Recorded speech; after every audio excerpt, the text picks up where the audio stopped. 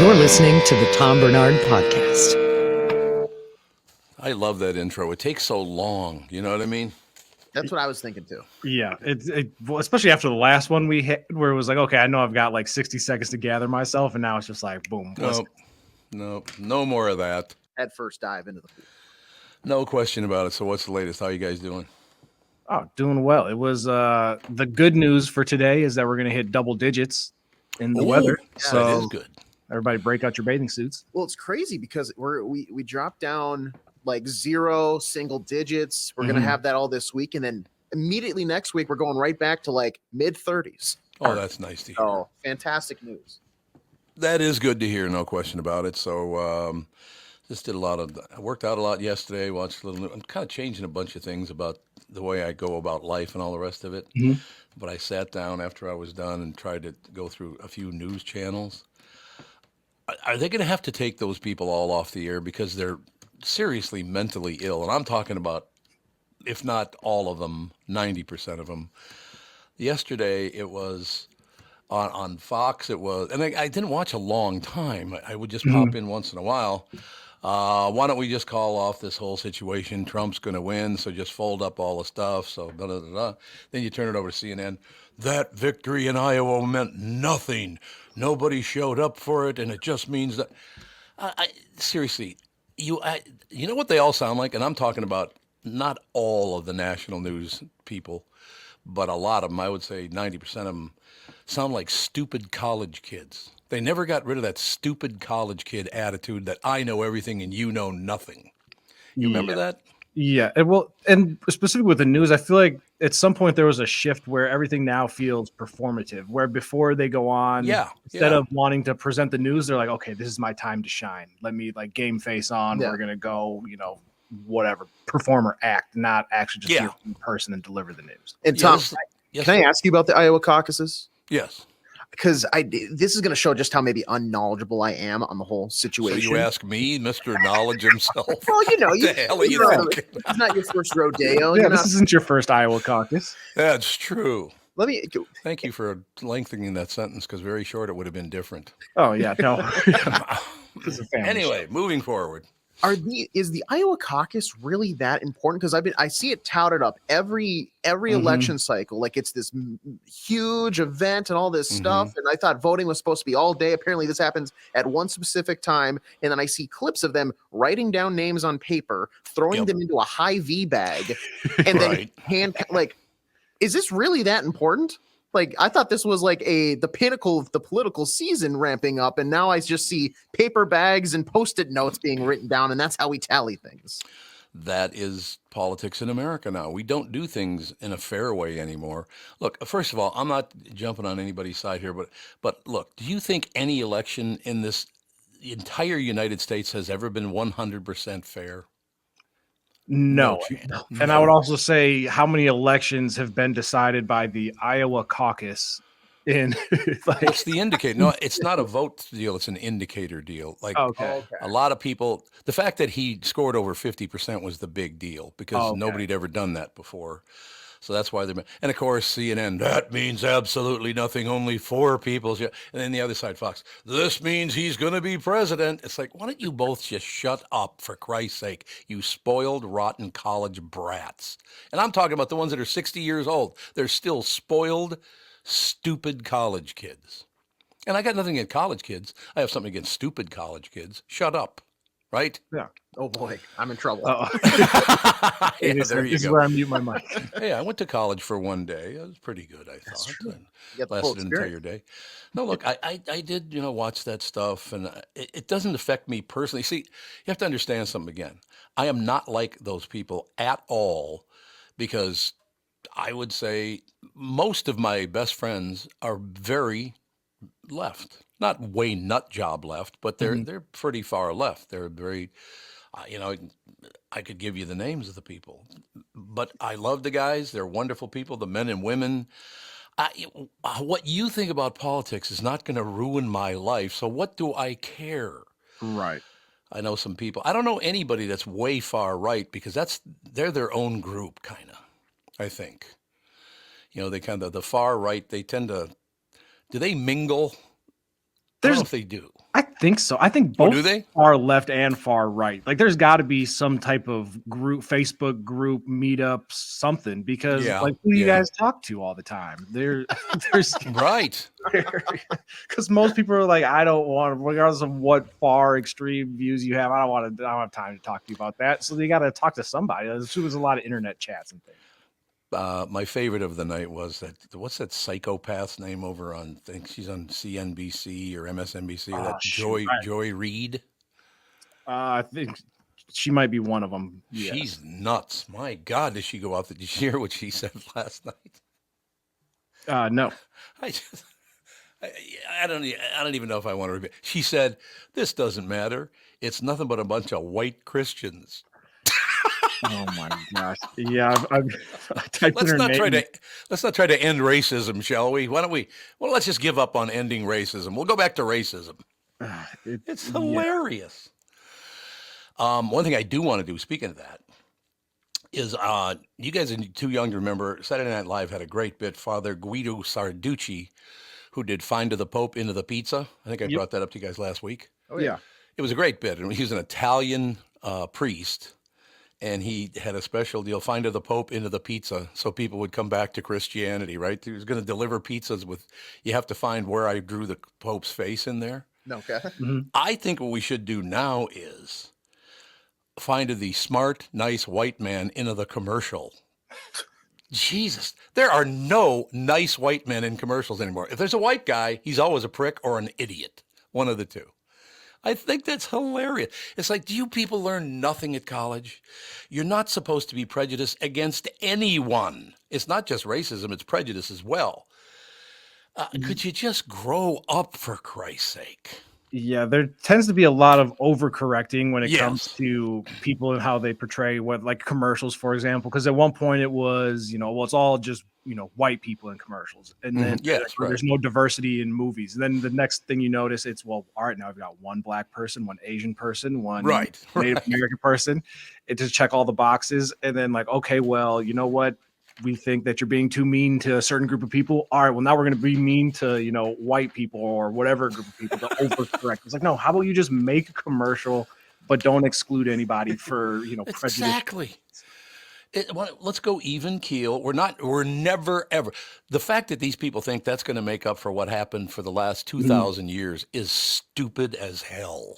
Yeah, it's like when everybody used to joke that black people always got killed first in scary movies, and then it was well, now they just get killed second. So we moved up one spot. so there you go. That's good news. Progress. That's good. At least you get killed second. I mean, everything's fixed. But yeah, I'm gonna start the game show. I got to figure out what the prize will be. Find the smart, nice white man into the commercial. I don't think you can be able to find one. I just don't. It's really hilarious how stupid these people are, locked in their own idiotic minds, that their college professor, who I'm sure was a pain in the ass, that showed up about half the time. It's you're whatever. And I don't get pissed off about stuff. I don't have a party. I'm not a Democrat. I'm not a Republican. I stand back and look at this stuff and I go, would you just calm down? Why don't we try once to work together, instead of everybody who gets a break now is an expert and they're as prejudiced as everybody else? That makes no sense to me, right? Right. Because it's not just about race. It's not just about sex. It's all of them together. Prejudice is prejudice. And I find it really incredibly stupid. And that's just the way that is, right? Mm-hmm. We do have to, God, there are a couple of great stories I want to get to. I'll just do the headline. This, I'm sorry, but is complete and utter bullshit. The headline in the national news: the average 50-something in America is now a millionaire. Did you see that headline? No, but that doesn't even sound right. All of them? The average 50-year-old, the average 50-something in America is now a millionaire. Unless they're talking about giving I haven't opened the story. It might be about giving a prize of $1 million to one guy who's a very average kind of guy. Right. Or I wonder if they're saying like net worth. So if you bought a house back in the day and now you value that in like all of your assets type of thing, maybe? Yeah, maybe. You might be right about that. We have to take a break because we got SKOR North's Judd Zulgad coming up in a couple of minutes. Ladies and gentlemen, Mike Lindell and MyPillow employees want to thank my listeners for all your continued support. Talked to Mike yesterday, as a matter of fact. To thank you, they're having an overstock clearance and new product sale right now for the best prices ever when you use promo code TOM, and you get free shipping on your entire order. Get 50% off the MyPillow 2.0. Also get 50% off the brand new flannel sheets that just arrived and won't last long. 6-pack towel sets for only $29.98. And take advantage of the free shipping on larger items such as mattresses and mattress toppers. 100% made in the USA, on sale for as low as $99.99. That's $99.99. You heard me. Everything's on sale from the brand new kitchen towels that have the same technology as the bath towels that actually absorb. They have dog beds, blankets, couch pillows, so much more. To get the best specials ever, go to mypillow.com or call 800-516-5146. Use promo code TOM and you get free shipping on your entire order. So call 800-516-5146 or go to mypillow.com and use promo code TOM. Is that text you're sending so important that you missed your turn? Is that text you're sending so important that you ran the red light? Is that text you're sending so important you didn't see the ball coming onto the road or the child that followed? Hi, I'm Mike Bryant from Bradshaw and Bryant. When you take your eyes off the road for even 4 seconds, your vehicle travels 100 yards. That's the entire length of a football field. If you absolutely have to text, you need to pull off the road somewhere safe and do it from there. Texting and driving is against the law and can cause serious injury or even death to you and others. Now that is important. We hope you're never injured in a collision, but if you are, please contact us. Find Bradshaw and Bryant, personal injury attorneys at minnesotapersonalinjury.com. Going farther with Mike Bryant on your side, seeking justice for the injured. Bradshaw and Bryant. You know. Let's talk Josh Arnold, shall we? You need to know a guy for your auto repairs, legal issues, banking, and more. The same goes for investment advice. You need a guy to help you be successful, someone you can trust who gets results. Well, I got a guy for you. His name is Josh Arnold, good friend of mine. And by the way, again, I don't say that unless it's true. I'm not going to tell you, oh, he's a friend of mine if I don't even know. Not going to happen. Just had dinner with Josh. And by the way, his mother looks younger than me, which pisses me off, but you know. Anyway, Josh gives you straight talk, not sugar-coated advice about your financial situation. Josh has seen it all when it comes to economic and market conditions, and Josh can make sure that your retirement objectives match your investments. Do yourself a favor. Call Josh now for a no-obligation 48-minute evaluation. You've got nothing to lose, and you'll get a different point of view for your investments. That's a good thing. Call Josh at 952-925-5608. That's 952-925-5608. You'll be glad you did. Investment services offered by Josh Arnold Investment Consultant, LLC, a security and investment advisor. Past performance is no guarantee of future results. All investments involve risk. All comments and opinions are Josh Arnold's and do not constitute investment advice. I'm Tom Barnard, and I'm a paid endorser. This is the Tom Barnard Podcast. Boom! Starring Judd Zulgad from SKOR North. What do you about that lead-in, Buster? That was all very, very dramatic. So I want you to join. We have a game show going now on the Tom Barnard Morning Show. Tom Barnard Podcast. You ready? Yeah. Find the nice, smart white man into the commercial. Just like find the Pope into the pizza with Father Guido Sarducci. Same thing. So if you can find me one smart, nice white man in a commercial, I got to come up with the award, though. I got to figure out what I would give away for that. Oh, boy. That's just be tough. I need some time to think about what the award would be, actually. Honestly, God, the only thing white guys do now in commercials, which, again, I don't give a rat's ass. I was in the commercial business for 30 years, and then all of a sudden they decided that they, whatever. But in any case, the great thing about that whole deal is you go forward, you hire the people, but every guy now, it's all these other people roaming around, all the rest of it. Hey, let's ask Dad. What are you asking me for? I don't know. I mean, that's the big role for white guys now in commercials. What the hell is that? Hell, I can't answer that one. I have no clue. Did I hear you read something right before the break about millionaires? Yes, what the headline? Yeah, what was the headline again? The average 50-something in America is now a millionaire. Okay, that's a bunch of crap. I'm 54, and I'm going to tell you right now, that is a bunch of crap, unless they're talking about lifetime earnings, which mean nothing. That is, who the hell came up with that? And if that's the case, somebody better inform. Well, first of all, The Hubbards, my employer, because if the average 50-something is a millionaire, I'm going to tell you right now, I am grossly underpaid. I don't know if I could click on it, see if it's not very long, I could read it for you. How they came up with something like that. Call absolute crap on this. I do too. Remember when you were a kid, the classic money goal was I want to be a millionaire? Well, good news, the average American in their 50s now has a net worth of $1.1 million. That's complete and utter bullshit. Where did they come up with this? Yeah, so it looks like, I think I found either that article or another one that's about the same thing. And so they said there's a couple of high earning outliers that have the average net worth skew up to over $1 million. It looks like just shy of 1.2. Is Jeff Bezos like 50 or something? Yeah, exactly. But yeah, otherwise they're saying the median is right around $212,000. There you go. Okay, thank you. Yeah. See, so that headline, once again, you look at media of any kind, radio, television, newspapers, it's always bullshit. It's always a lie. They get you to read the story by lying to you. Right. And they're including, properties you own and stuff like that. So if you bought a house for $100,000 back in the day that now is worth, $700,000, that's going to be affected in there as well. Well, that'll be great. And those prices will fall eventually too, so be prepared for that. Yeah. But yeah, these headlines, the average person in their 50s is now a millionaire. It's like, there's no chance. First of all, take a walk down any city street.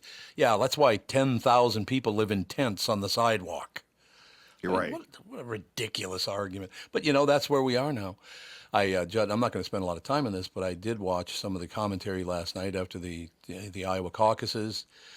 All of these people, Fox, CNN, MSNBC, CNBC, they're just, oh my God, what am I going to do?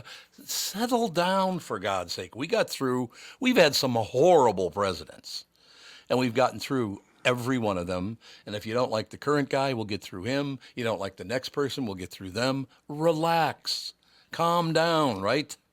Oh, yeah. And I am certainly not in any way, shape, or form a big political person because politics just sort of bore me. But I will say this about are caucuses not the most archaic thing? I like if you want to do a caucus, go to a college camp. The last election, what happened? All of these college kids just came out and they're like, okay, we'll vote. And it skewed the whole thing. And so we continue to have this thing. We go to Iowa to start with. What the hell are we doing? That was already asked on the show this morning, and no one has an answer for that. Iowa, they really have the pulse of the nation in Iowa. So I don't get. It's a bunch of old people in Iowa. Like what? Like that's a reflection. I mean, I think these things are supposed to be a reflection of like early returns. Early. What will the early? What's the sense of things? And you go to Iowa with a bunch of people who it just makes no sense. You know what's really funny about that though? I heard a guy. He was a white guy, by the way. I should mention that. He was a news anchor. And he said, these numbers are actually bad news for Trump because if he doesn't perform at that high a level from now on, that's not going to look good. Like, what are you talking about? Well, God. You know what happened, too? And this is, again, why I love sports. But the political pundits, and I think it's just the pundits, but they have made this time, starting with the caucuses and the election stuff, right? They have made it like sports commentary. Yeah. Oh, yeah. So but in sports on ESPN, they debate quarterbacks, right? And it can get boring, but ultimately who gives don't give a rip. It's just sort of fun. But like, this is like people's lives we're talking about. Like it should be taken seriously because it's going to affect them. And they talk about it like, what's going on is if Dak Prescott doesn't win this game, it's the same. It's right. It's the exact same now. That's what I find to be absolutely hysterical, but it's not because again, it actually does affect people and people watch this and get very influenced and triggered by it. Well, I don't think there's any question about it. I think you're 100% right. They watch it and they get influenced by it. I tried being a Democrat. I tried being a Republican. I'm trying to be kind of a centrist now. And again, I talked earlier yesterday that my opinion should not be as important as younger people because my time is pretty much coming to an end as far as having influence on a vote. Most of the population is much, much younger, and they're going to have the big voice. So what am I going to do? Am I going to argue with them and go, oh, God, you're crazy? It's like, no, it's your world now. You screw it up, that's on you. You make it better, that's on you too. So that's it. I mean, this getting angry about politics makes no sense. We've had horrible people in that office before. But you're exactly right. But you know, Tom, you go back to the 60s, right? Mm-hmm. And like we had a lot of the same things. Like, you know, yeah. And at that point in time, it was what? The young people's world. You know, don't trust anyone over 30, I believe was the phrase of people who are now probably in their 70s. No, easily in their 70s. You're absolutely right about that. Don't trust anyone over 30. Yeah, great idea. Does that include you in another 4 years there, Buster? Well, when you're no longer 26? Don't trust anyone over 70 now. It's just, the thing is just, why do you get so upset? First of all, I'm not saying it's affected any election over the top or blah, blah, blah, but there's cheating in every local, state, federal. Lots of people cheat. They always have and always will, right? Yes, because we like to get upset, though. I think it's in our nature. I think we get bored if we're not pissed off. I think that's a very good way to put it. And you're told, from what I understand, because I only lasted 1 day in college, so I don't know, but from what I understand from the people I talk to, you are told to be pissed off in college. If you're not pissed off, you have no feelings. Do they teach that in college? I have no idea. No? I lasted approximately a year, but you know what? But you know what? I don't know that it's still, I don't know if I had gone all 4 years, I think it's very hard to speak to what college is like now. Don't you? I suppose that's true. Yeah. Yeah. I have no idea what they teach. All I know is that you can't learn nearly as much in a classroom as you ultimately do by being in the real world. Correct. That's very, very right on the mind. And to your point, a lot of reason for that is because those people who are teaching you have never been in the real world. They've been in the education and academic world. That's not the real world. That's a very guarded, secure place that you came from. So you don't think the same way that I do. So don't try to push your bullshit on me because I'm not going to buy it. Well, and I go back to my own just, you know, going through school as a kid. Think about how few really good teachers, like from grade school on up, how few really good teachers we all probably had. I could name probably 2 great teachers or 3, but I mean, so like you're being taught by people who they might mean well, but that's a tough job. And you're right about like college it's a lot of people who either have never been in the jobs they're teaching about and or in some cases are so far removed from those jobs. Yeah. That they don't relate to, you know, I mean, things change. I mean, look at our business. If you're teaching a communications class now and you're my age or in your 40s, the world sort of passed you by. I got bad news for you, but it's podcasting, you know, you think about how things change and it's just incredible. Yeah, it is, no question. No. I was thinking about how many great teachers I got a cough. There. Sorry. I won't even answer that. No, it's true. Can't think of one. Ooh, not one great teacher? Not one great one. Some good teachers, not I had one a few, great one, though. But that's a long time to be in school to say that there were a few. And I think you're exactly right, though. I think the thing about college is that you're sort of trying to teach things in idealistic conditions, if that makes sense. Yeah, and that's not the real world. No. Oh, God, no. If any professors are listening, you got to understand something. You do not live in the real world. You're protected from every angle. You're secure as hell. That's not the real world. You know? You mean tenure's not the real world? Yeah, it's hard to believe, isn't it? Oh, my God. What's going to happen? Look, I mean, we can move on because I know we only got a couple of minutes and all the rest of it. But I do remember when they went after me because I was pissed off because that person drowned their baby in a toilet and didn't turn out to be a white person. So I was all of a sudden a racist and a homophobe. Oh, my God, it's just absolutely horrible. My ratings and income went up thanks to you doing that to me. You destroyed my voiceover career, but you made my radio career. They need to understand that no matter what you do, you're not going to destroy someone just because of your bullshit political views. I mean, yes, I don't do a lot of voiceover anymore because that's a whole different area, but I had the highest rated morning show in America because of what you did to me. So good, thank you. I want to thank you for being such a prick to me. That's really, really nice of you. Right? It helped out. It did. At least in that case. Thank you. Thank you very much. Great to be here. That's all I have to say. Now, as far as sports concerned, we only got about a minute or two here, but there's really nothing going on, is there? No. The Wolves play tonight, but last night was a very mild evening. So mild, yes. We'll have things to talk about tomorrow, but there's not much. Well, What's up, Judd, David? there was one thing that came across my radar. Is Russell Wilson trying to campaign to get to weasel his way into Minnesota?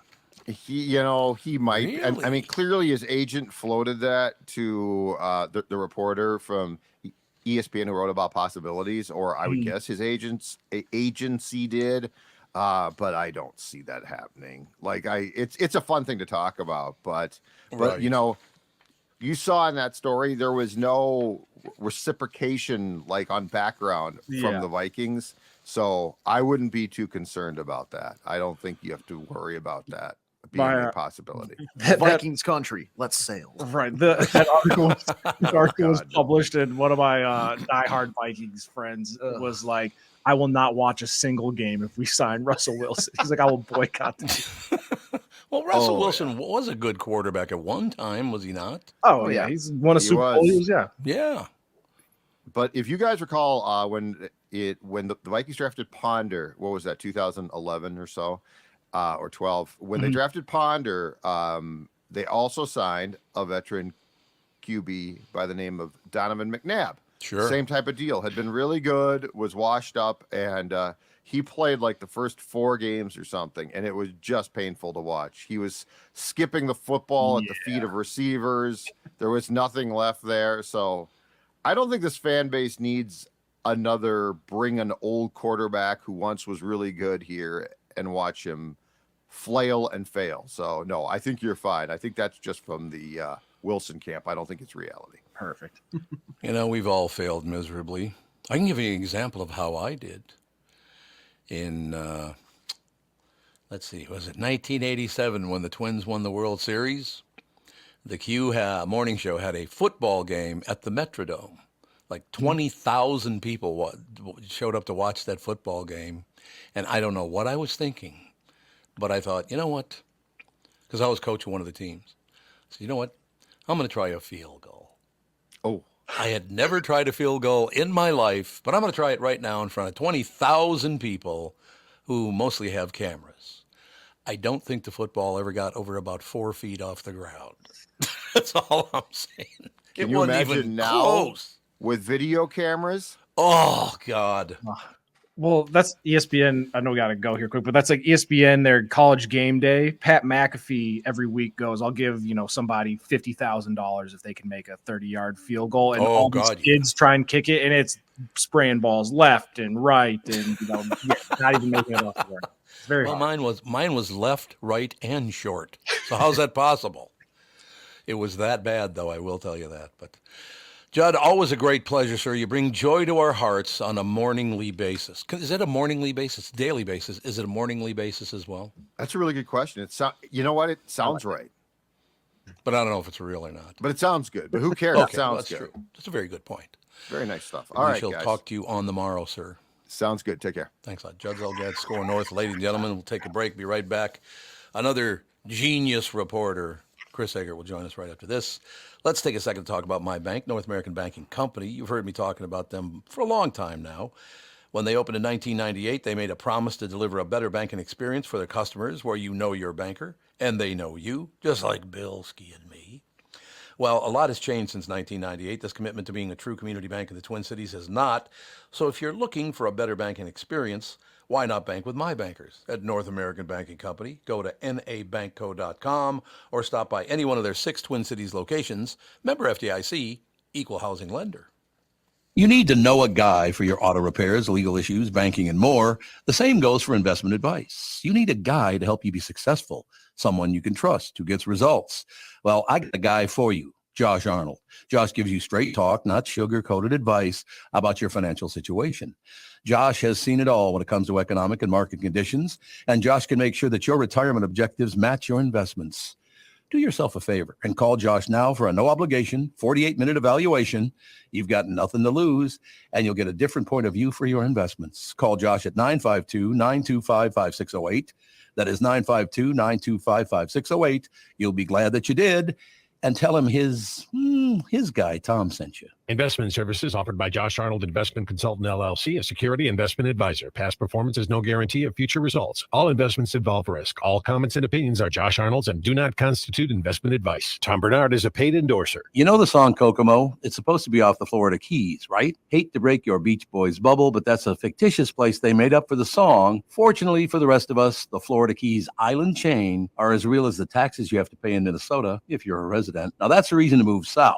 In addition to Florida and all of Monroe County being beautiful, the Keys from Key Largo to Key West are even more beautiful. This is Tom Barnard, part-time Florida resident myself. And if you want a second house or a new retirement home or want to become a Floridian, may I suggest you contact Matt Carlson from One Key West Realty. Matt grew up in Litchfield. He's a super real estate agent when it comes to finding your tropical island space in the Keys. He lives there and here, and Matt knows what's best in Key West to buy for your second home in Florida. Matt teamed up with fellow Minnesotans from Sartell and Alexandria, Kristen Eklund, who's one of the top mortgage brokers in the country from Coast to Coast Mortgage. She'll get you the financing you need to buy a home in Florida or in Minnesota. Matt's part of the Lake Sotheby's International Realty Group here in Minnesota, and Kristen, his mortgage colleague, lives and works in the Keys, so they both know the Florida Keys' new and existing homes for sale and are Minnesotan through and through. Contact them by heading to onekeywest.com. That's onekeywest.com. You're listening to the Tom Barnard Podcast. That was actually Tevin playing the guitar there. He just keeps it below the camera angle so you can't see him. Yep. You know. I didn't know you had that talent in your repertoire. I'll be honest. I'll surprise you. He'll be another Jimi Hendrix. That's all I know. One of the greatest guitar players of all time. Did you know that he learned how to play a guitar upside down? Because he was left-handed, and therefore they couldn't find a left-handed guitar, so he had to play a right-handed guitar upside down. That's pretty impressive if you ask me, you know.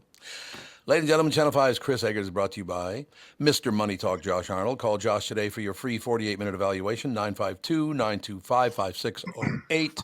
Chris Egert now joins us. What's happening, Pally? Hey, how are you guys? Marvelous. We're having a nice time just basically shredding everyone and everything. Hey, that's fun. Hey, speaking of shredding, when we lived out in Seattle, because Jimi Hendrix was born in Seattle. Yes, sir. And we used to do this thing. It was like the Seattle Death Tour when people would come and visit. We would go visit Jimi Hendrix's grave. Oh. We would go visit Bruce Lee's grave.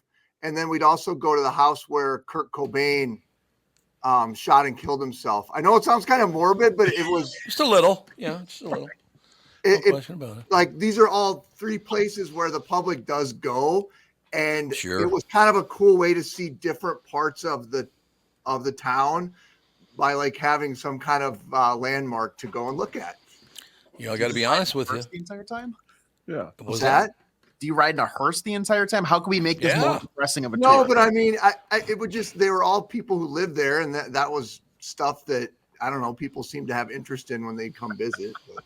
Well, I would, but I've never been in Seattle. I've been in Washington, but I've never been in Seattle. So. Yeah, well, if you and I go out there sometime, we'll do the death tour. Sounds good. Because Jimi Hendrix was one of my, I've said this on the air before, that getting through the 60s for me into the early 70s, if it weren't for Jimi Hendrix and Marvin Gaye, I don't know if I'd have made it. Because they put out these, first of all, Jimi Hendrix was a brilliant musician. You know, I mean, unbelievably good. Marvin Gaye was a brilliant writer. His lyrics were phenomenal. There's no question about it. That was a great era. People should understand why you should go to see Jimi Hendrix's grave, because he changed music forever. And another one of those, guys who went so young, and you just sort of wonder what kind of music would he come up with Right. As he'd gotten older and developed. I mean, his brain was already, maybe it's because he learned to play with this, upside down guitar. Who knows? But sure. To like think of what kind of stuff he might have been able to come up with and how he could have changed music even more. Sad. The only good thing about that is he did die, choked to death, actually. He overdose on drugs and choked to death. But the great news is the woman he was with that night took an imprint of his penis, so at least we got that. That's true, by the way. Did you know that? I heard that. That true. is not on display in Seattle, to my knowledge. Didn't have the room. If this is too big, we can't put it up. It's actually at the base of the Space Needle. Exactly. It's right there. Neck and neck with the Space Needle. Is that the nickname for it, or are you talking about the actual Space? That's a good point. I like that point. Jimmy, we miss you. My favorite lyric by Jimi Hendrix was something he said, not saying. At the end of one of his great songs, he said, "And you'll never hear surf music again." That was at the end of one of his songs. God, he was a genius. No doubt about it. Yeah, that would have been pretty cool to have a conversation with him at some point in life. Yeah, never got the chance to do it. I was still a teenager when he died. So what are you going to do? Although as a teenager, when I worked at 1500 KSTP, so what am I talking about? The Catman. Catman. Hey, man. Tommy, did you ever have any interaction with Hulk Hogan? Hulk Hogan, yes, I have. He's did a lot you bigger than me. I will tell you that. Jesus, that guy's big. Well, remember that Rocky movie when Hulk Hogan's when Sylvester Stallone is standing next to Hulk Hogan, and you're like, whoa, because they always try to hide Sylvester Stallone that he's short in those movies until that scene when you're like, oh my God, look at the size of that dude. He is a gigantic. He's actually a very nice man too. Yeah, that's good. Speaking of that, did you just see he rescued somebody from a car? Yeah, that's why I was bringing it up because he rescued. Can you imagine? Although, maybe the girl didn't know that he apparently used a pen and poked the airbag to free the girl from a car accident that he and somebody else saw. So like a ballpoint pen, which is smart. Can you imagine getting in a car accident and then looking up and there's Hulk Hogan? Right. Hey, brother, are you okay? Let me help you up there, brother. We're going to get you out of this, brother. I love that. You must be thinking you're dead at that point to be. Right. Sure. Hulk Hogan coming is that by. You? What isn't Hulk? He's like 6'7", isn't he? He's very tall. I know that. I was thinking maybe even bigger than that, but I'm not He sure. might be. He is a big fella. His arms are as big as my thighs, for Christ's sake.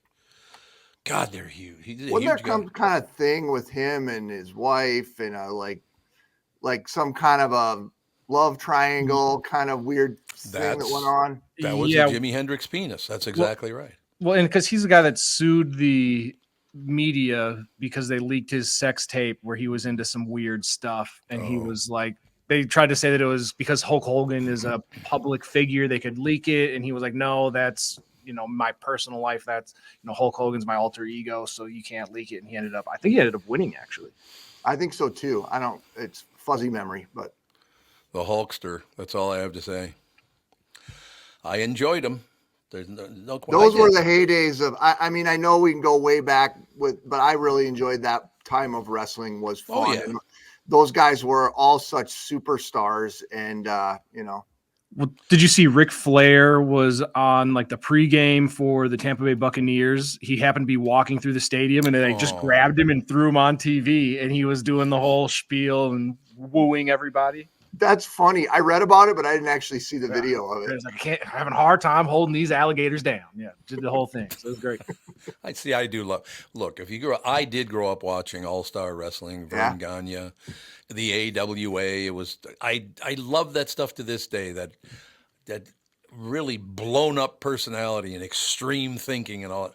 I thought that was well, I told you every Saturday when we were teenagers, we'd get together at somebody's house, the dog's house, or whomever. We would drink beer and watch the AWA, and then we'd hit the streets. Good idea. A teenager, alcohol, and watching people beat the piss out of each other, and then you go out on the street. Go out and raise some hell, boys. What a great idea that is. Yeah, let's not do that, shall we? No, it was fun, though. It was a lot of fun watching that stuff. I always enjoyed it. And because, I never cared. Was this real? Is it not real? Who cares? It's entertaining. It's entertaining. Right? Yeah. That's all. Loved Vern. Greg's still a really good friend. He's a great guy.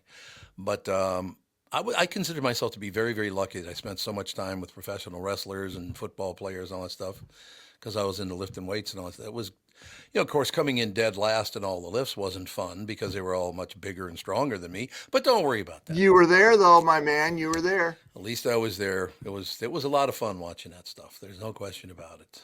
So, and closing the wrestler part with it very quickly, still my favorite of all time. There was a guy at the gym out in Plymouth. It's no longer there. Loved that place. It was wonderful. And Hawk and Animal would work out there. So we were all working out there. It was fantastic.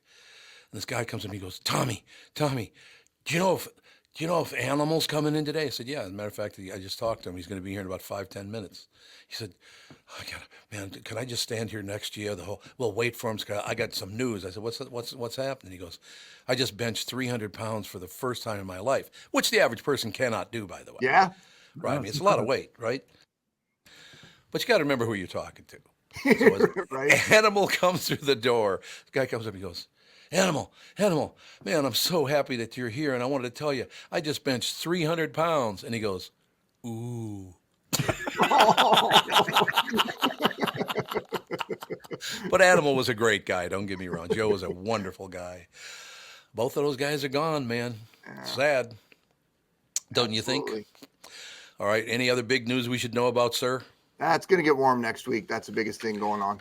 Yeah, the boys were telling me that it's going to be in the 30s again next week, which is fantastic. Like mid to upper 30s. So that's amazing. Yeah, should be nice. Suntan lotion out, right? At least my cars will start for a couple days, hopefully. Yeah, yeah. There you go. Thanks, Pally. Yep. Have a good day, guys. Talk to you later. Channel 5's Chris Egert is brought to you by Mr. Money Talk Josh Arnold. Call Josh today for your free 48-minute evaluation at 952-925-5608. Chris Egert. Always enjoy having Chris on. He's do you consider him a hell of a nice guy or just kind of mediocre? No, I would consider him a very nice guy. He is, and he's just a great guy. Yeah. No question. We will take a break. Dave Bialke will join us right after this. Hey, it's a new year. Why not treat yourself to a new gun from K&L Surplus and Ammo? I personally know Jim, the owner. He's a good guy. He's a great guy, as a matter of fact. He's been in the firearms business for over 15 years and knows how to set you up with a perfect firearm for your needs. K&L offers one of the widest selections of firearms in the region, including Beretta shotguns, Tikka rifles. High school trap teams are starting to form now, and K&L has a great selection of SKB shotguns. K&L has Tikka and SKB in both right and left-hand models. K&L also has a broad range of ammunition, including both American and European calibers. If you have a collection of guns that you'd like to sell, call Jim at K&L so he can help you get the best price through his network.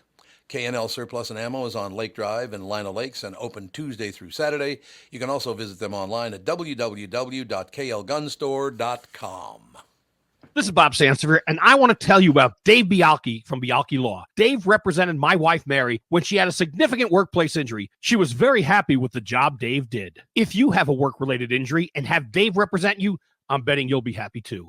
Dave is a down-to-earth guy. He grew up in northern Minnesota, rides a Harley, and worked various jobs doing concrete, electrical, plumbing, roofing, and carpentry work. Dave works for people with work-related injuries. If you work construction, or anywhere for that matter, and you're hurt or even just hurting, you should talk to Dave. Let's face it, our bodies wear out. If your body is worn out from work, if your knees or back or shoulders hurt from things you do at work, do what Mary did. Call Dave and talk to him about it at Bialke Law to set up a free initial consultation. The number to call is 763-571-2410. That's 763-571-2410. Or visit bialkelaw.com. That's BIALKE law.com. Tom here, and I want to discuss a partnership that has been wonderful in my life, Zero Res Carpet Care. Very good friends of mine. Nothing is better to someone with a family than having a completely clean home. Your carpet is the biggest filter in your house. If you want to talk about pet dander or foot traffic, dirt from the outside, they all eventually reside in your carpet. So, Zero Res Carpet Care. Listen, around the holidays, you need to contact ZeroResMinnesota.com or call 952-ZEROREZ. That's 952-ZERO-RES. They clean your home with their electrolyzed pH-elevated water that doesn't use chemicals or soaps that smell like a janitor's closet like other cleaning services. How about a Tom Barnard deal? Well, here it is. Get 3 rooms, 0 resified, starting at $129, and don't forget your air ducts. Mention me, and they'll discount your air vents by $75 too. This is for the entire month, so call them right now, 952-0-RES, backward or forwarded, spells the same, or book online, ZeroResMinnesota.com. If it's available, ask for them to come to your place in the Tom Barnard named service truck. What an honor that was, by the way. Just mention me by name and get the special deal to get your home clean and your heart happy.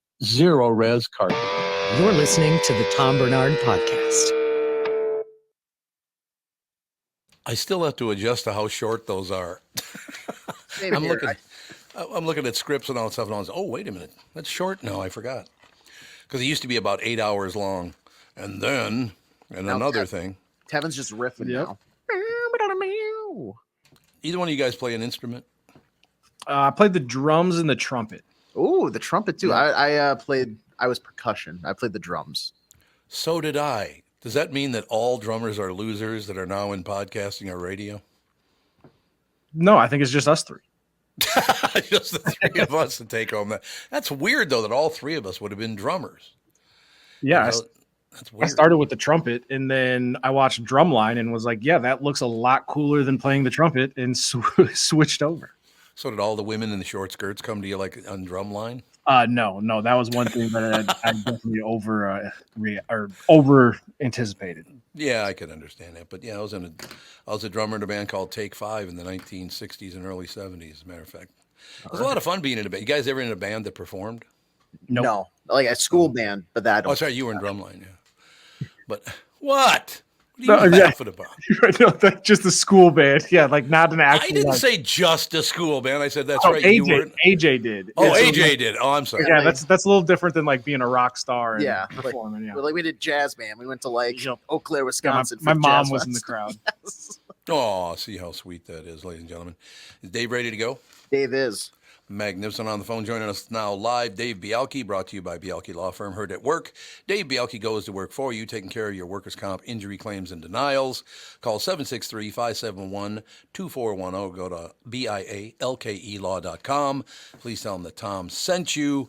Dave Bialke, you know what I want to do, Dave? How you doing, Dave? Good. How about you, Tom? Never better. Things are good. No question about that. Mm-hmm.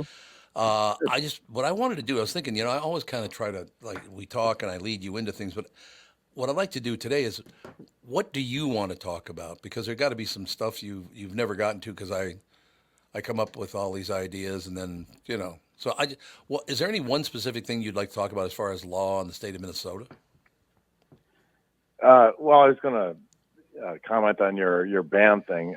I was never in band, I caused my parents enough grief without having to have them go to my band concerts. So that's well, they've got to be honest with you. Zero musical ability, just nothing. My mother's nickname, her name was Theophila, which means love of God, which is a little difficult when your mother's name is love of God, but so her nickname was Toots. Toots never showed up at one of my concerts for the 12 years I was in a band. She never, ever came. So don't feel alone. Yeah, well, with zero musical ability, if I had joined a band, my parents, I think, would have said, "Hey, you've given us enough problems. Now we had to go." No, yeah. So no, I never went down the road. So I got to show you. Can you guys see? You guys can see this, right? Mm-hmm. It says Banff, Canada on my sweatshirt. Banff, Canada. It happened to me for the second time. First time was I will never forget, it was 27 years ago.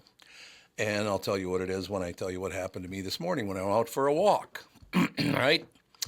Went out for a walk, and a guy goes, "Oh, Banff, Canada. It's a beautiful place. You from Banff?" And I said, "No, I'm from Minneapolis, Minnesota." He goes, "Oh, so you are Canadian." Yeah. It's like, what? Well, no. I just said I'm from Minneapolis. Well, isn't Minnesota? That's in Canada, isn't it? I said, well, maybe the Lake of the Woods sticks up in there a little bit, I guess. But that's the second time in my life. to the rest of the people, we kind of do sound that way. Although, you know, I'm watching this Fargo series right now, and they, as much as I love the Coens, I mean, because I just love everything they've been masterpiece producers and directors of everything they've done. But this over-the-top accent, it just it just drives me nuts, because I'm thinking, the rest of the country, are they really thinking that we talk like that there? And then, you know, then they must be, oh, I met someone from Minnesota. Yeah, he had a little bit of an accent, but man, it wasn't like their real accent there. Well, I got to be honest with you, Dave. I grew up in North Minneapolis, so that accent wasn't in North Minneapolis. So when I finally branched out and got out of the neighborhood, I could not understand what most people were saying. Seriously, it was like, oh yeah, you know. I'm like, what?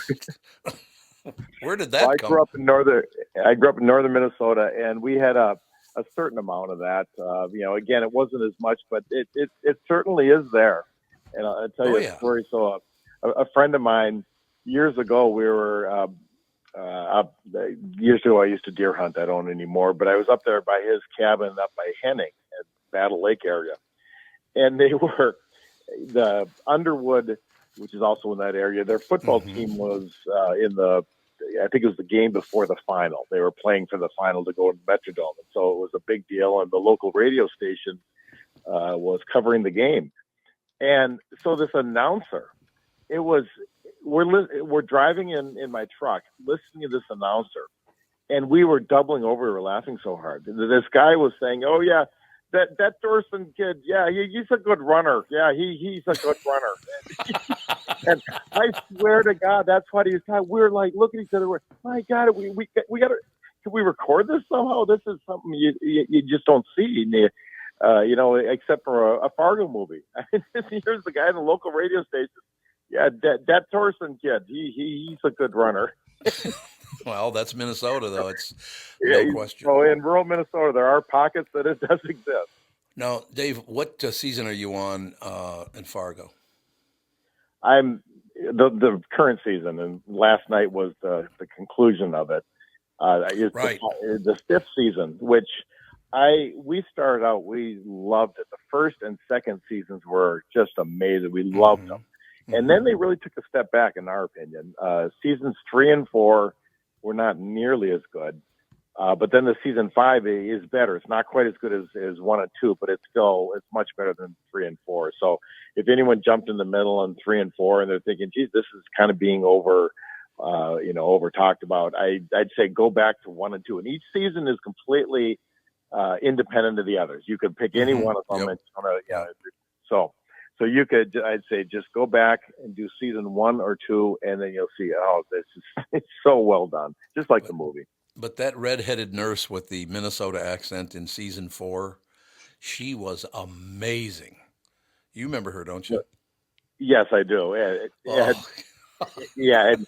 each one of these seasons has a character that is just as vile as can be. I mean, people that you're like, my God, what a horrible human being, and yet they're the star of the show, and the way they manipulate people and do things.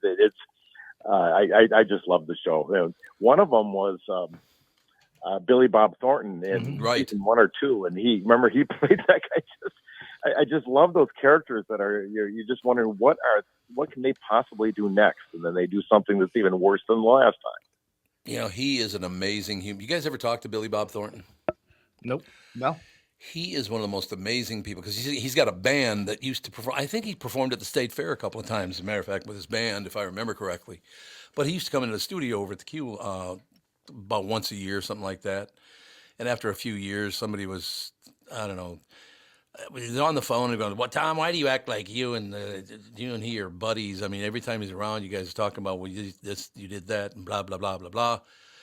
And Billy Bob Thornton said, hey, Buster, he is a friend of mine. Why don't you back off? I mean, how nice was that? Right.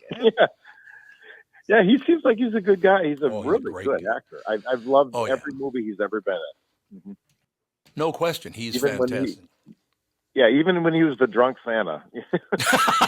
That's right, the drunk he was Santa. Somehow kind of likable in that way. I like that a lot, as a matter of fact, the drunk Santa. So, now we're about, we're more than halfway. Good God, it's the 17th today already.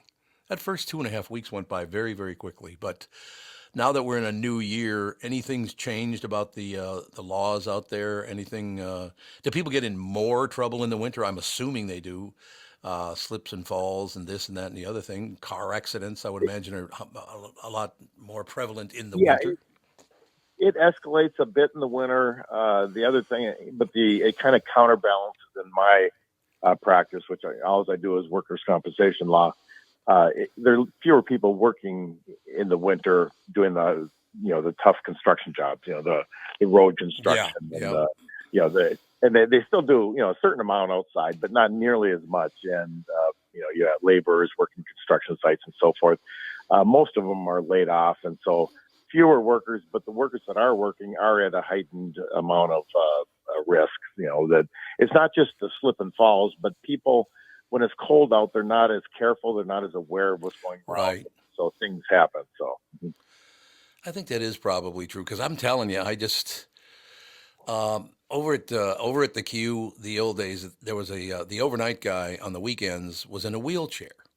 So they installed this very long ramp so he could go up the ramp, turn the corner, come up the other side of it, and he'd be at the front door. I will never forget, it was raining one time, and I figured, I'm going to just walk down the ramp. There are people standing right at the top of the stairs, so I'll just go down the ramp. Don't ever walk a down ramp after it rained in the winter. That little misty rain. That thing, I swear to God, by the time I got to the bottom of that thing, I was doing about 110 miles an hour. Like, holy God. Woo, that was not fun. But, of course, a friend of mine was standing there watching. He thought it was hilarious because I'm, flagging my arms, trying to stand up. He thought it was just hilarious. So thank you so much for that. I really feel better about myself now. But, yeah, be careful, because when you get that misty stuff, even the light snow that's not the big flakes, and I suppose the big flakes too, but, man, ice can be a real problem in the winter. There's no doubt about it. The biggest problem is when you've got a slick ice, and then you get just, like you said, either misty or just a tiny bit of snow, just a little wisp of snow. And so it looks like regular snow, but it's just a tiny bit on top of the ice, and a little bit will blow away. And that's what people slip on, especially getting in and out of vehicles. That's a huge deal. Getting out of your truck, don't jump out of your truck, do like I do, kind of the old man thing where you grab the handle and get out. It looks kind of, like I said, old manish, but at the same time, I've represented lots and lots of guys over the years that have injured just getting out of a truck. So you take that step to slip, you go down, and you can land on your shoulder, twist your knee, those type of things, or even worse, you can hit your head, and then you got all sorts of issues. So, just slowly get out of your truck. Getting in isn't usually a problem, but it's getting out. You get out. You just hit and then a little bit of slip and you boom, go down. So, no doubt. Grab the handle. Those handles are, they came up with those about 20 some years ago, and every truck has them, use them. Well, I tell you, I grew up a nice Catholic boy, St. Joseph's, St. Anne's, and all the rest of it. I used to love a certain kind of Catholics. After it snowed, misted a little bit, had that light snow you're talking about. It's slippery as hell. And the nice Catholic kids still showed up for school in their Italian loafers that had leather soles. You could skate a long way on those kind of shoes in the winter, I'll tell you that. Holy God. No. Get the rubber sole. Let's go with the rubber soles, and we'll go forward from there. What do you say? Mm-hmm. Yeah. That's the way to go. They don't look as good, but, hey, it's not all about looking your best. So. Nah, no question. Well, thank you, sir. We shall talk to you next week. Mm-hmm. All right. Thanks. Everyone have a good day. Ladies and gentlemen, Dave Bialke. With us, brought to you by Bialke Law Firm. Hurt at work, Dave Bialke goes to work for you, taking care of your workers' comp injury claims and denials. Call 763-571-2410 or go to bialkelaw.com. Please do tell them that Tom sent you. We'll take a break. Be right back in a couple of minutes right after this. Is that text you're sending so important that you missed your turn? Is that text you're sending so important that you ran the red light? Is that text you're sending so important you didn't see the ball coming onto the road or the child that followed? Hi, I'm Mike Bryant from Bradshaw & Bryant. When you take your eyes off the road for even 4 seconds, your vehicle travels 100 yards. That's the entire length of a football field. If you absolutely have to text, you need to pull off the road somewhere safe and do it from there. Texting and driving is against the law and can cause serious injury or even death to you and others. Now that is important. We hope you're never injured in a collision, but if you are, please contact us. Find Bradshaw and Bryant, personal injury attorneys at minnesotapersonalinjury.com. Going farther with Mike Bryant on your side, seeking justice for the injured.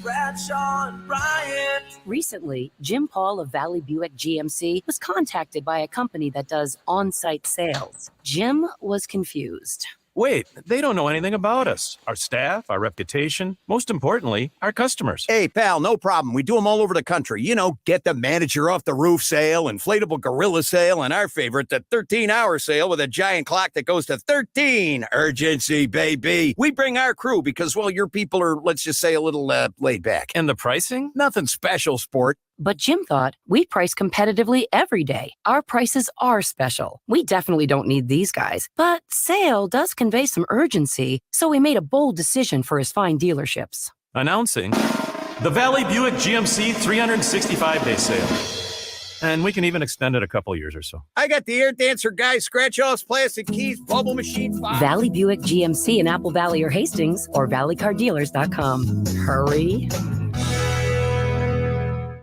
This is the Tom Barnard Podcast. Listen live weekday mornings, 8 to 9:30, or anytime you like as a podcast on the Tom Barnard app at tombarnardshow.com or wherever you get your podcasts. Would you guys choreograph that deal? I'm looking up and playing the music, and you're both going. I like that one. That one's a little funky. Yeah, it's got that groove to it. It's got a little funk. It got a little soul. Got a little groove, man. Okay. We're an hour in, so now we can get to this. I do love that first hour. It's great. I love that.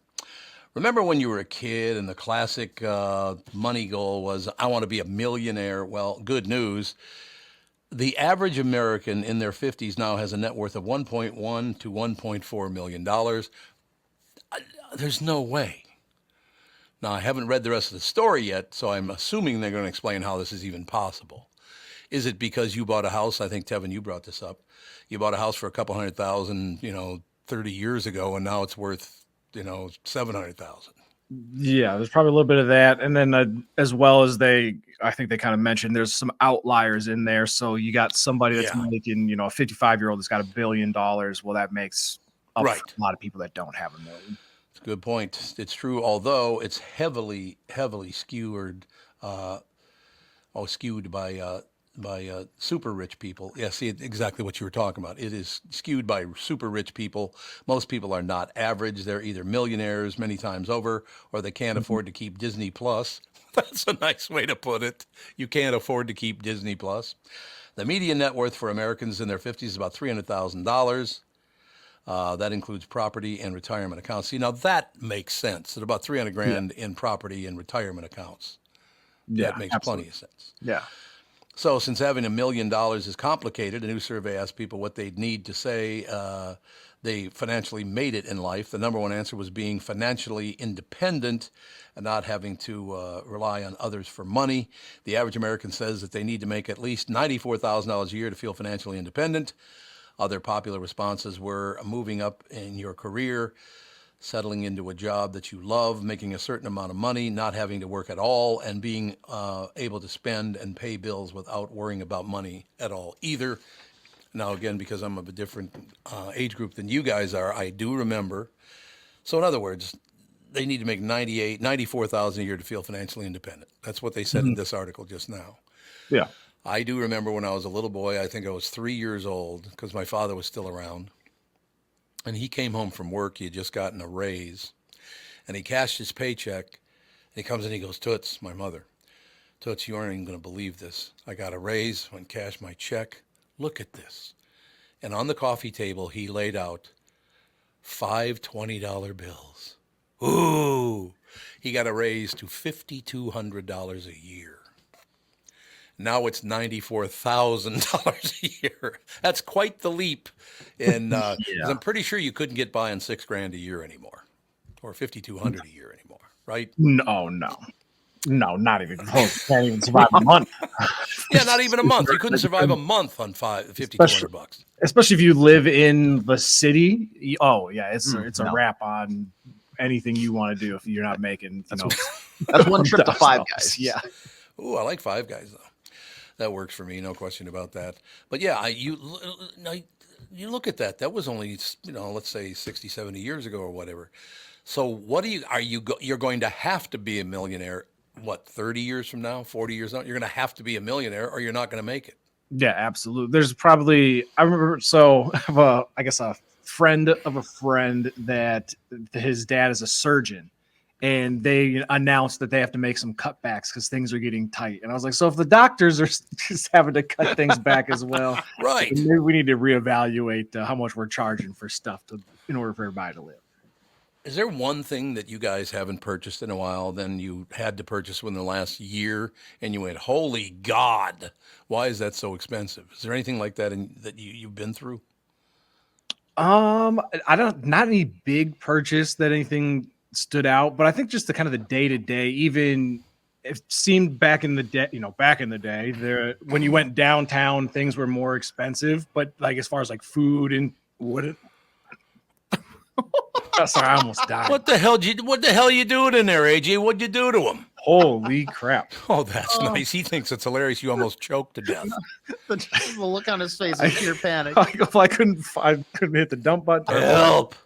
Anyway, food in general, I think, is more expensive, is what I was trying to say, no matter where you go. It used to be, if you went to a venue or something, okay, now you're going to pay $20 for just a cheeseburger. Yeah. But now it feels like everywhere you go, things just naturally get more expensive. Yeah. No question. Yeah. I kind of that too. Like the sushi is something that like, I think it's good. I don't have it like so often though. But when I do, I'm like, God, this is that much? Are we sure?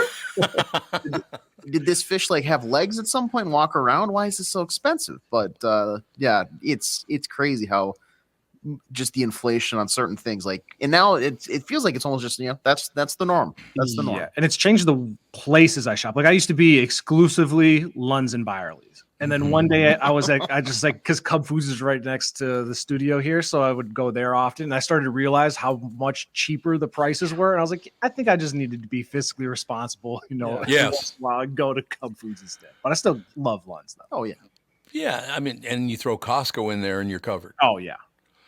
Lunds. I love Lunds and Byerly's. Costco, like you said, Cub is terrific, no question. Remember, I gave them their best slogan ever in 1987. They wanted to advertise on the Q's morning show, and I said, only if I can use the slogan, "That's Cub to you, bub." Because you know what Cub stands for, don't you? I do not. You do not? No, Cub stands for something. You guys don't know this, do you? No. You know what Cub stands for? Is it consumer? Close. You're close with that. Customer, one. Something like that. Yeah. What does it stand for? It stands for Citizens United in Buying. Cub. That's terrible. What do you mean, it's Cub? It sounds good. Like Cubs, like that's a great name, but like, how does that doesn't make me think of a grocery store? Citizens United in whatever. I don't know. That's what that's why I made him say it's Cub to you, bub. Yeah, that's you did them a huge favor. Yeah, I did. I really. Once again, where's my cash out of the barrelhead for saving your stores? Be on the board, or you do get stock options for that. You need something. Are there any super values around anymore? I don't see. There used to be super values everywhere, and I don't see them anymore. Is that one of those that is like the cousin of a different store, if that makes sense? Yeah, I believe so. And they're super, or like they were popular in like very rural areas. Like I remember Super Value was the main grocery store in Osceola, Wisconsin growing up. So it's usually small towns. I would say there's probably a few Super Values hanging out. A few. Yeah, there are still some. I do know that. I will tell you one very, very impressive thing. Thanksgiving, we bought our turkey from Byerly's. It was not Lunds and Byerly's at that time. It was just Byerly's. Don Byerly owned it, and then they after he retired, they bought it. It became Lunds and Byerly's then. But I will never forget this. Catherine and I ordered a turkey from Byerly's, and they said they would deliver it. So we're like, okay. And the clock's ticking. We're like, oh, God, is this going to happen? Oh, maybe I should run over there. She goes, no, they said they're going to deliver it. About an hour later, the doorbell rings. I open the door, and it's Don Byerly personally delivering the turkey to our house. And I wasn't on the show. He had no idea who the hell I was. Mm-hmm. It's not that we're on the big morning show or any of that stuff. But I thought, the owner of the company is helping his employees. I never stopped going to Byerly's after that, and now Lund's and Byerly's. You know, it's a great store. I hope people do realize how great our grocery stores in Minnesota are really good. Oh, absolutely. And Lund's, I mean, I think they're kind of the gold standard as far as the quality of food you're going to find there. The floors are carpeted. It's got nice lighting. There's like a chandelier. Yeah, that's right. They got a chandelier. I want to say the one that they lack is the name, the best name of a grocery store. And we don't really have these in Minnesota. As a kid, we had like baseball tournaments in Wisconsin. So occasionally I would see these. The good old Piggly Wiggly. Oh, I love Piggly Wiggly. Good old Piggly Wiggly. It just rolls off the tongue. It's so great. And then they became, well, actually, when I lived at 914 14th Avenue North, it's Plymouth and Bryant in North Minneapolis. And I can give the address because there aren't any houses there. It's just that the entire block is empty. They tore down all the houses. So I wouldn't normally give away I give away two of my addresses I lived at, even though I lived at 43 different places. 2955 Russell North, because the house burned down when I was in 7th grade and they never rebuilt on that lot. And then, of course, they tore down 914 14th Avenue North along with the rest of them. But we could walk about 2 blocks to what was then a Piggly Wiggly. And then it became Penny's, which was also a pig logo. And then it became something else, and I can't remember what the hell the third one was. Was it like Kenny's or something? No, it was Penny's. So that one, it was Piggly Wiggly, became Penny's, then it became something else, and then they just tore it down. I don't know what happened after that. Like no groceries for anybody. No food for you. No food. You get no food. Forget it. Yeah. That's all there is to it. But no, I agree with you. Piggly Wiggly was phenomenal. As a little kid, going into Piggly Wiggly was huge. I just need them to be a popular brand like down south because, oh my God, I'll be back in a few minutes, Linda. I got to head over to the Piggly Wiggly, get some more Dr. Pepper. Piggly Wiggly. Yeah, you got to say it like that, too. You absolutely have to say it that way, or it doesn't count anywhere near as much. But, no, those are great experiences, going to the stores. And I remember the first time I went to a supermarket, and I thought, my God, this place is huge. Because it used to be little corner grocery stores. DuPont Cash Market was on DuPont and Plymouth, and it was a kind of one room, not a huge store at all. We loved going there because we thought, oh my God, they've got everything. And all of a sudden, Piggly Wiggly opened. I was like, holy God, that place is 5 times bigger. It's very impressive. You know, I actually still like going to I don't like going shopping for other stuff, but I do like going to the grocery store. You guys like that? Oh, I love going to the grocery store. Because it's just something about, like you're planning what I want to eat, and it's like the possibilities are endless of how you can be creative and with what you eat and select and the quality of the ingredients. No question. Anything not as good as it used to be, and I'm not talking about particular stores, but is there something you buy now that is just not as good as it used to be? Oh yeah, I had. Look at the look on his face. I had Hamburger Helper a couple of years ago, and I remember as a kid that was all my dad knew how to make, and it was Hamburger Helper's good. And then I tried it, terrible. Or like SpaghettiOs, like there definitely are foods that you just grow out of. They need to put a little more sugar in SpaghettiOs. I think there's not quite enough sugar in there. Not enough. Holy God, those things were unbelievable. But good experiences, don't you think? Yeah. Oh yeah, it's one of those rites of passage. Catherine and I went to Costco about 3, 4, 5 days ago. They're going to have to get a lot bigger parking lot because there was nowhere to park. You know how huge their parking lots are. They're still not big enough. That store was so packed. Basically, it was like we were standing in line to go to a movie, for Christ's sake. It was just packed. But it's kind of a sign that there's a good economy going on right now, isn't it? In a way. Yeah, I think so. People are still spending money, so it's got to mean something. Yeah. That's for sure. I'm hoping. No question about it. We got to take a break. Come right back with. You want to talk about somebody who has a true brilliant focus? Who would that be? I only know like 2 people like that. So it's Tevin and I think Kristyn Burtt. Kristyn Burtt, there you go. And I'll put her before me. Oh, yeah, absolutely. Yeah, we always do, as a matter of fact. But yeah, we'll take a break. Be right back. Kristyn Burtt will be right with us right after this. Tom here, and I want to discuss a partnership that has been wonderful in my life. Zero Res Carpet Care, very good friends of mine. Nothing is better to someone with a family than having a completely clean home. Your carpet is the biggest filter in your house. If you want to talk about pet dander or foot traffic, dirt from the outside, they all eventually reside in your carpet. So, Zero Res Carpet Care. Listen, around the holidays, you need to contact ZeroResMinnesota.com or call 952-ZEROREZ. That's 952-ZERO-RES. They clean your home with their electrolyzed pH-elevated water that doesn't use chemicals or soaps that smell like a janitor's closet like other cleaning services. How about a Tom Barnard deal? Well, here it is. Get 3 rooms, zero resified, starting at $129, and don't forget your air ducts. Mention me, and they'll discount your air vents by $75 too. This is for the entire month, so call them right now, 952-0RES, backward or forwarded, spells the same, or book online, ZeroResMinnesota.com. If it's available, ask for them to come to your place in the Tom Barnard named service truck. What an honor that was, by the way. Just mention me by name and get the special deal to get your home clean and your heart happy. Zero Res Carpet. Hello, I'm Brad Huckle, President and Chief Lending Officer at North American Banking Company. And I'm Michael Bilski, CEO at North American Banking Company. As a locally owned and operated community bank, we work with many multi-generational businesses. Take Personal Care Dentistry of Roseville, for example. Dr. Walter Hunt, also known as Painless to me, has been a longtime customer of the bank since we opened the bank in 1998.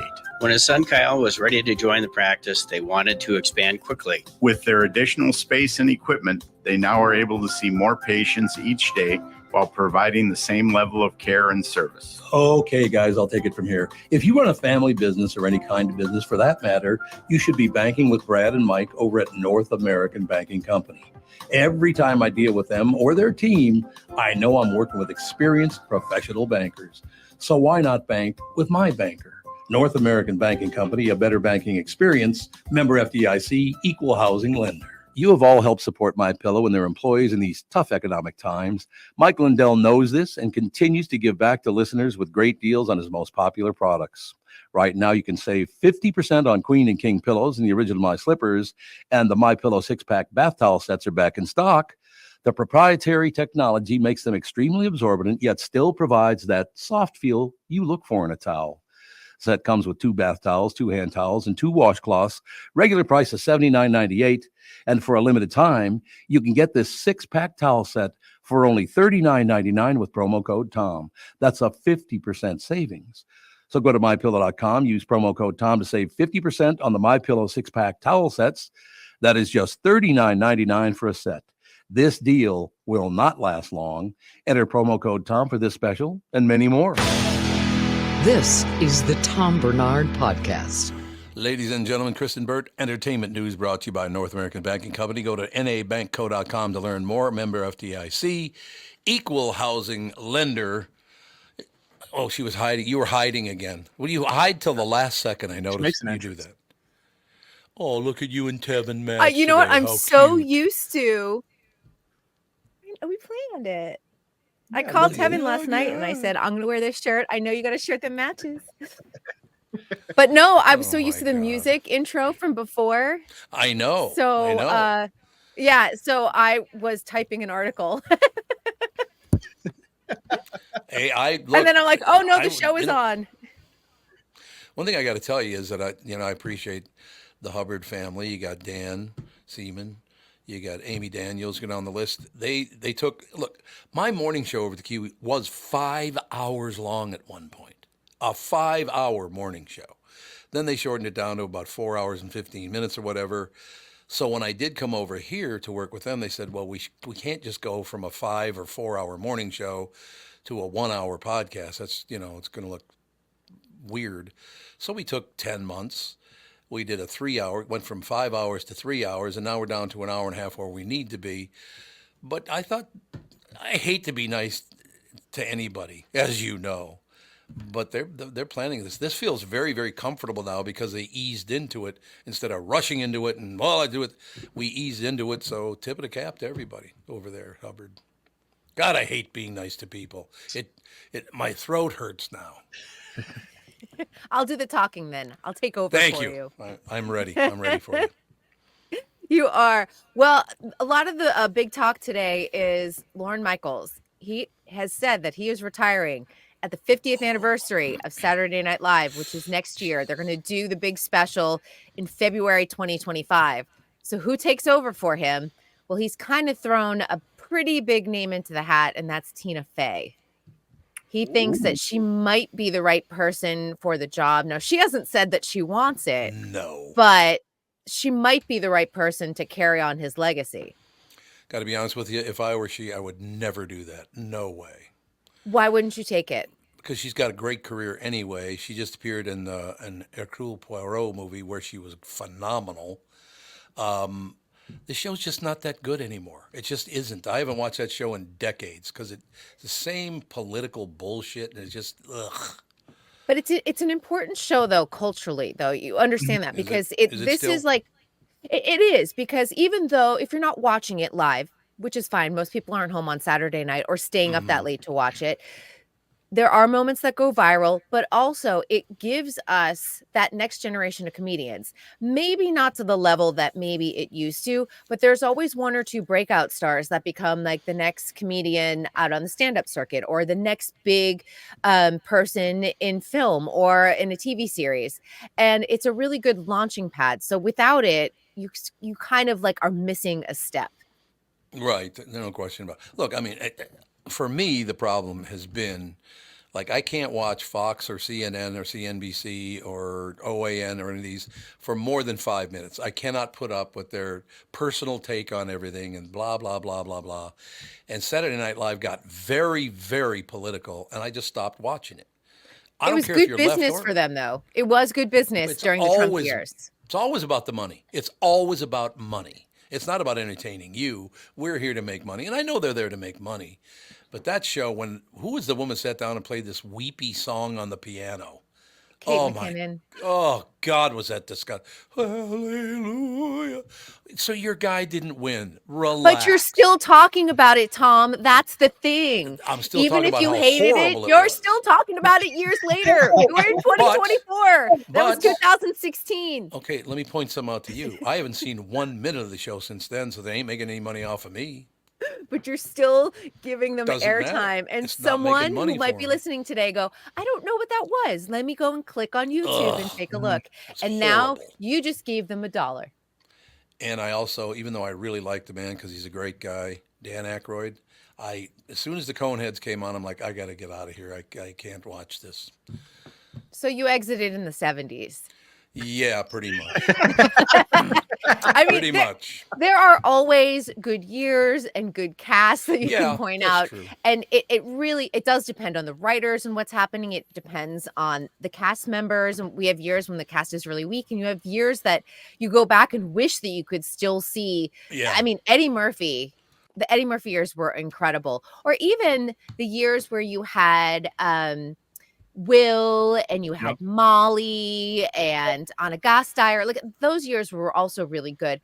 But I also just think that, we just had the Emmys the other night and we had Weekend Update with Amy Poehler and Tina Fey showing that this show is somehow still relevant culturally because it was part of that whole nostalgia of 75 years of Emmys. So, Yeah.